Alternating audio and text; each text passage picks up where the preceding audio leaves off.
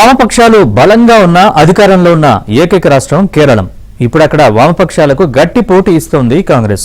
వరుసగా 2 సార్లు పినరయ్ విజయన్ సీఎం కావడంతో ప్రభుత్వ వ్యతిరేక ఓటు బలంగానే ఉంది. కేరళంలోకి చొచ్చుకెళ్లేందుకు బీజేపీ ప్రయత్నిస్తున్నా అది సాధ్యమవుతుందా? అసలు సిసలు పోటీ వామపక్షాలు కాంగ్రెస్ మధ్య ఉండబోతోందా?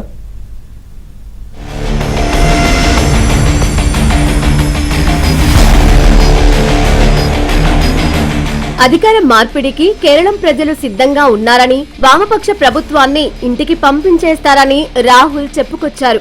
మరికొద్ది రోజుల్లో కేరళలో అసెంబ్లీ ఎన్నికలు జరగనున్న నేపథ్యంలో కేరళంపైనే ఆశలు పెట్టుకుంది కాంగ్రెస్ పార్టీ.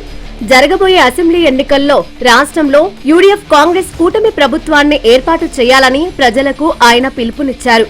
కేరళంలోని ఎల్డీఎఫ్ ప్రభుత్వం రాష్ట్రాన్ని విదేశాల నుంచి వచ్చే నగదు, లాటరీలు, మద్యంపై ఆధారపడేలా చేస్తోందని కాంగ్రెస్ సీనియర్ నేత శశి థరూర్ ఆరోపించారు. ఇక నుంచి ఈ విధానం పనిచేయదని మండిపడ్డారు. కేరళంలో అధికారంలో ఉన్న లెఫ్ట్ ప్రభుత్వం అసమర్థంగా వ్యవహరిస్తోందన్నారు. ఉద్యోగులకు జీతాలు చెల్లించడానికి ప్రభుత్వం అప్పులు చేయాల్సి వస్తోందని మండిపడ్డారు.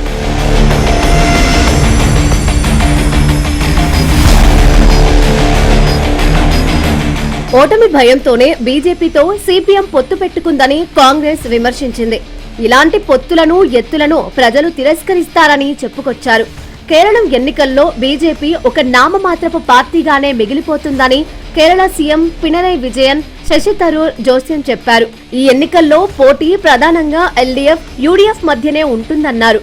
కేరళ అసెంబ్లీ ఎన్నికల్లో త్రిముఖ పోరు ఉండబోదని తేల్చి చెప్పారు. వాస్తవానికి గ్రౌండ్లోనూ పరిస్థితి ఇలాగే ఉంది.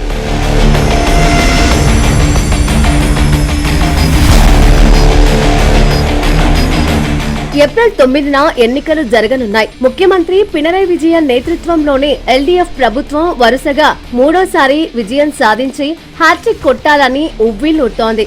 తాము చేసిన సంక్షేమమే తమను గెలిపిస్తుందని ధీమాతో ఉన్నారు సీఎం. దేశంలోని ఇతర ప్రాంతాల్లో ఉనికి కోల్పోయిన వామపక్షాలు ఇక్కడ అధికారాన్ని ఎలాగైనా నిలబెట్టుకునేందుకు ప్రయత్నిస్తున్నాయి.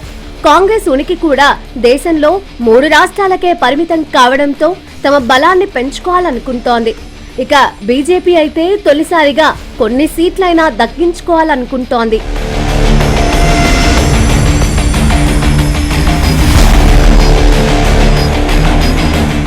కేరళంలో శబరిమల దేవాలయం అంశం, ద్రవ్యోల్బణం, గల్ఫ్ వ్యవహారాలు కీలక పాత్ర పోషించనున్నాయి. కేరళం అసెంబ్లీలో 140 సీట్లు ఉండగా 2021 ఎన్నికల్లో ఎల్డీఎఫ్ 99, యూడీఎఫ్ కూటమి 41 సీట్లలో విజయం సాధించాయి. బీజేపీ నేతృత్వంలోని ఎన్డీఏ ఒక్క సీటు కూడా గెలవకపోయినా 12.41% ఓట్లను తెచ్చుకోగలిగింది.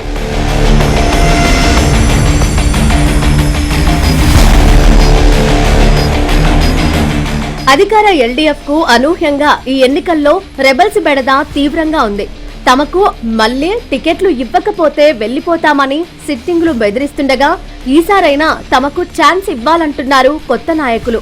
2025లో జరిగిన మున్సిపల్ ఎన్నికల్లో 57 మున్సిపాలిటీలకు గాను 17 మాత్రమే అధికార ఎల్డీఎఫ్ దక్కించుకోగా 40 స్థానాల్లో యూడీఎఫ్ విజయం సాధించింది.